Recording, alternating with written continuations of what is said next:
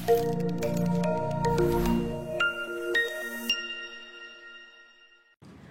Cak, halo Neng. Yo, apa kabar? Go gedang di kawiru Cak. Selamat datang di Cak Pajak. Cak Pajak, cangkruan pajak kan wil jatim siji. Wani. Halo Cak dan Neng, pemirsa setia Cak Pajak Kanwil DJP Jawa Timur 1. Kita ketemu lagi ya, cangkruan lagi nih kita. Tentunya masih bersama dengan Neng Gigi dan sudah ada Cak Iping. Halo Cak, halo Neng. Ya apa kabar? Wah, semoga sehat ya. Iya. Hari ini tetap mau ngobrol lagi. Kita ngobrolnya apa ini ya? Cak Iping sudah siap ya berbagi informasi nih sama Cak Dani seputar perpajakan. Hari ini kita mau ngobrolin topik yang berasal dari curhatan para wajib pajak. Wah, curhatannya ini Cak Iping. Jadi banyak wajib pajak yang curhat Cak Iping kalau menerima surat cinta dari kantor pajak. Judulnya itu SP2DK. Kita mau bahas tentang SP2DK. Apa sih itu Cak Iping? Kok surat cinta? Ya, SP2DK adalah surat permintaan penjelasan atas data dan atau keterangan seperti itu ya. Surat ini biasanya diterbitkan oleh kantor pelayanan pajak, tempat wajib pajak terdaftar. Ya, intinya memang sebenarnya meminta penjelasan gitu ya atas data dan keterangan yang sebenarnya sumbernya bisa dua hal gitu ya. Sebenarnya data itu memang data yang sudah dilaporkan oleh wajib pajak di dalam SPT tahunan gitu ya. Jadi wajib pajak kan melaporkan SPT tahunan. Nah, ternyata di dalam isian SPT tahunan itu ada hal-hal yang kurang lengkap, misalkan ini yang ditanyakan oleh kantor pajak. Kemudian yang kedua mungkin kurang jelas gitu ya, jelas lengkap, kemudian ada memang kemungkinan isiannya kurang benar seperti itu ya. Jadi ini yang dimintakan penjelasan oleh kantor pelayanan pajak seperti itu yang pertama. Kemudian bisa jadi memang yang kedua ada data-data dan atau keterangan gitu ya yang dimiliki oleh kantor pajak berasal dari instansi, lembaga, asosiasi atau pihak lain gitu ya, yang ternyata itu tidak matching atau tidak cocok dengan data yang dilaporkan wajib pajak di SPT-nya baik masa maupun tahunan. Misalkan data mempunyai di data kantor pajak itu wajib pajak mempunyai rumah gitu atau mobil gitu, atau rekening dengan nomor AAA gitu ya. Ternyata kok tidak ada di SPT tahunannya. Ini yang diminta penjelasan kepada wajib pajak. Jadi wajib pajak kalau nggak mau dapat surat cinta gitu ya, SPT-nya harus dilaporkan secara jelas, benar, dan lengkap. Seperti itu nih Kiki. Nah terus curhatannya berlanjut tentang SP2DK itu. Karena apa sih gitu, kantor pajak itu kok kayaknya sayang banget gitu, karena surat cintanya kok berkali-kali dikirimkan. SP2DK-nya ini kok sering sekali ya dikirimkan ke saya gitu. Curhat lewat telepon menyatakan cintanya kok nggak cukup sekali gitu. Nah, kembali ke tadi ya, memang surat cinta gitu. Surat cinta itu karena wajib, sebenarnya kan kantor pajak bisa langsung melakukan pemeriksaan ya kalau misalkan ada data-data kita. Tapi ternyata memang wajib pajak itu dimintain penjelasan dulu, ditanyain dulu gitu ya. Terus nanyainnya kok nggak cukup sekali ya, menyatakan cintanya kok berkali-kali gitu. Nah, karena kan kembali ke sistem perpajakan di Indonesia itu kan self assessment ya, Gigi ya. Jadi kan wajib pajak dalam masa berjalan atau tahun berjalan itu kan melakukan penghitungan pajaknya secara sendiri tanpa melakukan konfirmasi kantor pajak gitu, yang kemudian membayar ke bank dan melaporkan. Nah, yang namanya kalau wajib pajak orang pribadi mungkin SPT-nya hanya satu ya, SPT tahunan, sering-seringnya seperti itu. Nah, kalau mungkin badan usaha atau wajib orang pribadi yang besar yang PKP itu melaporkan ada PPN itu tiap masa, atau 21 kalau ada pemotongan karyawan juga tiap masa. Bisa jadi memang ada data tahun ini, kemudian ada data tahun kemarin yang nggak cocok, kemudian ada faktur pajak bulan Januari yang belum dilaporkan, Maret belum dilaporkan, belum motong PP 21 yang masa apa. Nah, itu yang menyebabkan sebenarnya surat cintanya jadi banyak. Kembali lagi, kalau SPT sudah benar, jelas dan lengkap, tidak akan dikirim surat cinta. Kalau SPT-nya banyak yang kurang jelas gitu ya, akhirnya surat cintanya juga banyak seperti itu. Oke, ya memang itu konsekuensi dari ini ya, SP2DK, konsekuensi dari self assessment system di perpajakan Indonesia gitu ya, Cak Iping ya. Ya sepanjang sudah benar, lengkap dan jelas ya pasti nggak dikirimin gitu ya. Kira-kira gitu ya, Cak Iping ya. Kemungkinannya kecil lah kalau dikirim. Bukan kita tidak cinta ya, tapi sudah jelas gitu ya statusnya. Statusnya sudah jelas. Jadi tidak dikirimin surat untuk mengkonfirmasi. Baik, dicatat. Oke. Nah, lanjut Cak Iping. Kalau misalkan wajib pajak ini kemudian sudah menerima SP2DK kan? Nah, lalu wajib pajak harus apa? Kudu piye Cak Iping? Apakah disimpan saja gitu ya. Ya sama seperti surat-surat yang lain ya. Kalau kita mendapat sebuah surat itu kan memang biasanya akan kita jawab seperti itu ya, kita jawab gitu ya. Apalagi surat cinta gitu ya, kita mau terima atau enggak ini suratnya ini ya, ini harus dibalas gitu ya dalam jangka waktu. Kalau SP2DK itu 14 hari sejak tanggal SP2DK atau sejak tanggal dikirimkan. Misalkan SP2DK itu memang disampaikan petugas ke tempat wajib pajak, jangan lama-lama, 14 hari ya, jangan apa ya istilahnya digantung gitu ya statusnya suratnya seperti itu. Surat cintanya jangan didiemin. Jangan gitu didiemin ya. Hubungannya harus jelas. Ini kantor pajak bingung ini, wajib pajak bagaimana sih sebenarnya, ini datanya diterima atau sebenarnya datanya ditolak, artinya setuju atau tidak seperti gitu. Itu ya. Harus diklarifikasi dalam jangka waktu tadi disampaikan 14 hari. Nah, terus cara responnya itu gimana Cak Iping? Cara responnya SP2DK itu bisa secara tatap muka secara langsung gitu ya, menemui petugasnya, biasanya adalah akun representatif di situ.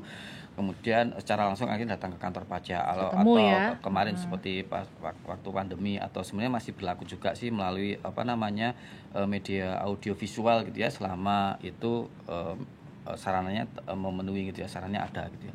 Atau dijawab, kalau tidak bisa ke kantor pajak dijawab lewat surat. Dijawab surat. Misalkan kita memang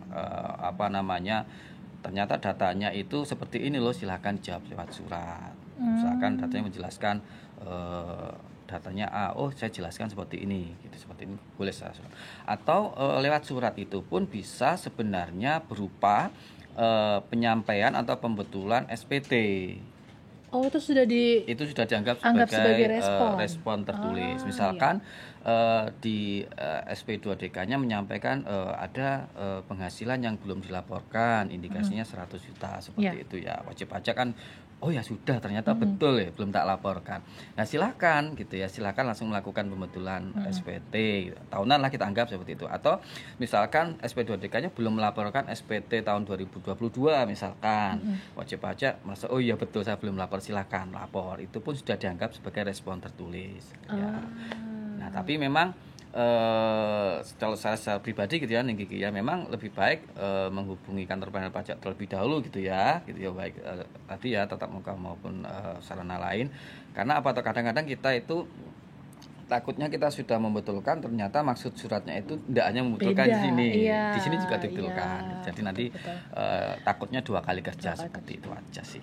Jadi kurang, daripada 2 kali kerja, konfirmasi dulu gitu ya. Betul. Jadi responnya tadi ketemu langsung atau tertulis. Ya. Telepon nggak bisa. Telepon nggak bisa ya para wajib pajak nih. Jadi harus disampaikan langsung atau secara tertulis. Nah, kemudian Cak Iping, itu kan responnya harus disampaikan dalam waktu 14 hari tadi ya. Betul. 14 hari. Bagaimana kalau misalkan wajib pajak itu merespon tetapi lewat dari 14 hari? Boleh nggak? Surat cintanya nyampe tapi sudah lewat ini. Ya, kantor pajak akan mempertimbangkan gitu ya, mempertimbangkan. Artinya memang kemungkinan masih bisa untuk jadikan pertimbangan untuk mengambil keputusan terhadap data wajib pajak ya, tetapi kan mempertimbangkan pada itikat baik wajib pajak dan mungkin risiko kepatuhan gitu ya. Ini sudah terlalu lama ini surat cintanya gitu ya, seperti itu. Jadi tetap ada pertimbangannya nanti ya kalau direspon tapi lewat dari 14 hari. Ya baiknya sih lebih cepat. Sesuai dengan ini ya, sesuai dengan batas waktunya. Lebih cepat clear kan, lebih lega, enak ya Cak Iping ya, gitu. Nggak tergantung-gantung ini.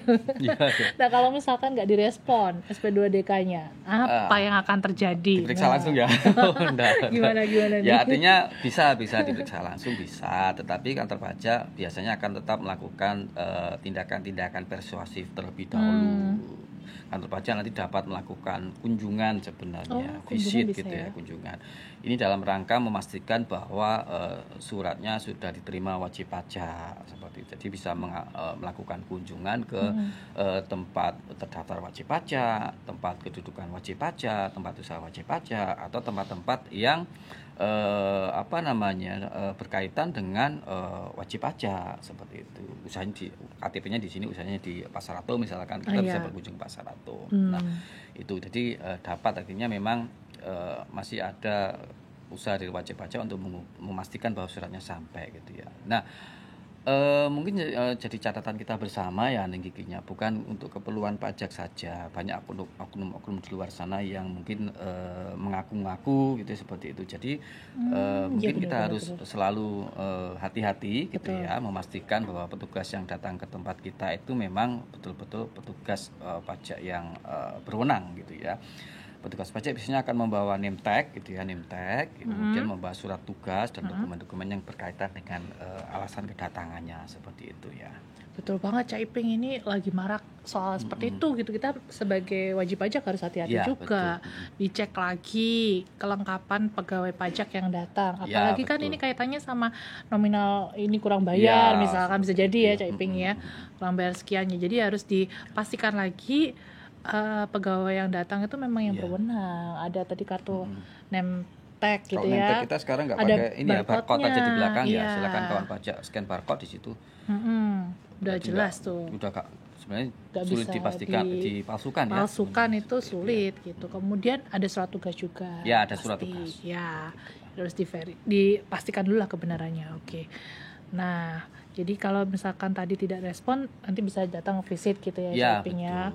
Nah, kalau misalkan wajib pajak nih sudah menerima SP2DK, kemudian kalau sudah memberikan penjelasan gitu, itu proses selanjutnya apa yang akan terjadi? Gitu? Artinya kan ini kantor pajak mengirimkan surat cinta, menanyakan, meminta penjelasan wajib pajak atas data-data gitu ya, dan keterangan. Kemudian wajib pajak misalkan melakukan langsung pembetulan betul. Wajib pajak datang ini ceritanya, datang gitu ya, kemudian oh ya Pak betul, ini datanya belum saya laporkan gitu ya. Nanti kantor pajak akan melakukan inilah ya pengawasan mengawal gitu ya, mengawal komitmen wajib pajak gitu ya. Ya Pak, nanti akhir bulan kita betulkan, kalau ada kurang bayar kita bayar. Nah, kantor pajak akan gini ya, selalu mengingatkan wajib pajak sudah dibetulkan atau belum. Nah, kemudian bisa jadi atas data itu memang akhirnya bisa dijelaskan wajib pajak, tidak ada indikasi atau modus ketidakpatuhan gitu ya. Misalkan tadi gitu ya, wajib di data kita wajib pajak punya rumah gitu ya, punya mobil gitu ya. Ini kan kantor pajak kan mengira-ngira ada penghasilan yang belum dilaporkan. Ternyata wajib pajak itu bisa menjelaskan ini warisan bapak saya seperti itu ya. Berarti kemungkinan wajib pajak hanya belum rumahnya dilaporkan, tetapi di sisi penghasilan yang tidak kena pajak di bagian yang warisan itu belum dilaporkan. Nah, tidak apa-apa, berarti cukup melakukan pembetulan. Artinya kalau seperti ini sudah clear seperti itu ya. Atau bisa jadi kemungkinan yang ketiga, wajib pajak dan petugas pajak itu tidak menemui kesepakatan. Artinya wajib menurut kantor pajak datanya adalah ini belum dilaporkan, tapi menurut persepsi wajib pajak tidak seperti itu Pak. Nah seperti itu mungkin nanti untuk kepastian hukum memang bisa berlanjut ke sisi ke tahap berikutnya, itu pemeriksaan pajak. Artinya kan ini untuk kepastian hukum ya, ini kan nggak ketemu ini antara akan representatif dan wajib pajak, tetap ngotot sama pendapatnya masing-masing gitu itu ya.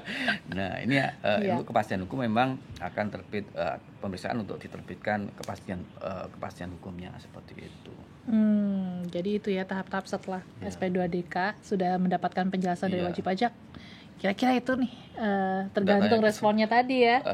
Nggak kesepakatan tadi ya. Iya, kalau nggak sepakat ya akan berlanjut ini. Sepakat itu artinya gini ya, ada kan isu-isu di luar bahwa nanti SP2DK-nya bisa ini dia dinego-nego gitu seperti Nah, itu betul-betul. Kesepakatan tadi salah omong tadi ya. Nah, nego-nego itu gimana? Bisa nggak? Kesepakatan yang dimaksud atau nego-nego seperti itu artinya pajak itu tidak bisa nego-nego, kemudian pajaknya 100 jadi 50 aja lah Ya, Pak, gitu ya. Apalagi seperti itu enggak. Jadi yang bisa dilakukan adalah kawan pajak, cak pajak semua ini, cakning semua ini melakukan klarifikasi atas data-datanya. Misalkan tadi ada 2 data, ada data kepemilikan mobil, ada data kepemilikan rumah misalkan. Nah, kalau mobilnya sudah bisa dijelaskan ya sudah. Artinya kalau atas penghasilan yang untuk membeli motor ini, memang kalau beli motor kita ada penghasilan ya, ini ternyata memang belum semua yang dilaporkan, ya itu harus dibayar. Artinya data-datanya yang diklarifikasi, bukan ketemu dan datanya sudah fix, pajaknya diminta diturun nggak bisa seperti itu ya. Bukan pajaknya yang disesuaikan, di apa istilahnya itu diklarifikasi, dinego-nego tadi gitu tapi ya. datanya dijelaskan. Kalau sudah ketemu penghasilannya berapa ya tentu itu harus dibayar. Kalau ada kurang bayarnya. Iya. Jadi bukan nego-nego, klarifikasi datanya ya. Klarifikasi data ya para wajib pajak. Oh ya, tapi gini Cak Iping, kalau misalkan menerima SP2DK itu kan kadang wajib pajak itu belum terlalu ngerti nih sama isinya. Oh iya, jadi betul. hitung-hitungannya lah kira-kira ini dari mana, ini maksudnya apa. Kadang-kadang ini maksudnya apa sih, data ini kok cuma data itu. gitu aja. Ya, itu gimana? Apakah bisa nih nanya dulu gitu ke kantor pajak atau bagaimana? Ya tadi tetap direspon, tatap muka dulu dengan akun representatifnya, kemudian minta penjelasan. Nah, di SP2DK atau surat cinta itu di bagian awal seperti biasa ya, ada pengantar, kemudian di bagian kedua ada data dan informasi yang minta untuk dijelaskan, kemudian di bagian akhir biasanya ada nama akun representatifnya. Jadi wajib pajak misalkan kurang jelas bisa langsung bertanya kepada akun representatif yang ada di bagian akhir surat gitu ya. Oke. Ke akun representatifnya ya, jangan misalkan ke satpamnya, ke CS-nya di kantor pajak, atau mungkin di helpdesk pun kadang-kadang. Kalau di helpdesk itu kan sebenarnya konsultasi secara umum ya, itu berganti-ganti piketnya tiap hari. Jadi nanti kalau kawan pajak tanya hari A kemudian belum jelas, besok tanya lagi lah, nanti petugasnya ganti bingung. Jadi tanya SP2DK harus ke akun representatifnya di surat seperti itu. Oke, terima kasih ya Cak Iping sudah memberikan informasi udah lengkap ini menanggapi curhatan-curhatan dari para wajib pajak terkait dengan surat cinta yaitu SP2DK. Wah, udah jelas banget ya Cak Daning semua bahwa SP2DK itu merupakan konsekuensi dari penerapan self-assessment system yang ada di Indonesia, di perpajakan Indonesia. Dan kalau misalkan Cak Daning semua menerima SP2DK, harap segera direspon ya, jangan sampai lewat dari 14 hari sejak diterimanya SP2DK. Nah, kalau misalkan masih bingung terkait dengan isi SP2DK-nya, silakan langsung dikonsultasikan ke akun representatif yang ada di surat SP2DK-nya, ada kontaknya, silakan langsung dihubungi supaya bisa lebih jelas. Dan jangan lupa kalau seluruh layanan dari Direktorat Jenderal Pajak itu gratis, tidak dipungut biaya apapun, gitu ya Cak Iping ya. Terima kasih Cak Iping sudah berbagi informasi. Ya, kita nanti akan cangkruan lagi tentunya di episode Cak Pajak selanjutnya ya. Baik, melakukan tunjungan, maafkan daku jika ada kekurangan. Cak Pajak, cangkruan pajak, Kanwil Jatim Siji Wani. Sampai jumpa.